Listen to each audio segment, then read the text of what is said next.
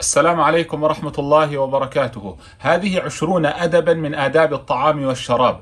كل واشرب جالسا. قل أول الطعام والشراب بسم الله، فإن نسيت فقل في أثنائه بسم الله أوله وآخره. احمد الله آخر الطعام والشراب. كل بيمينك، كل مما يليك، كل ب3 أصابع، ولا تسرف في الطعام والشراب. إذا سقطت لقمة فخذها وأزل ما بها من أذى وكلها. أسلت القصعة، العق أصابعك أو العقها لغيرك. اجتمع على الطعام مع غيرك. إذا أعجبك الطعام فامدحه، وإذا لم يعجبك فلا تذمه.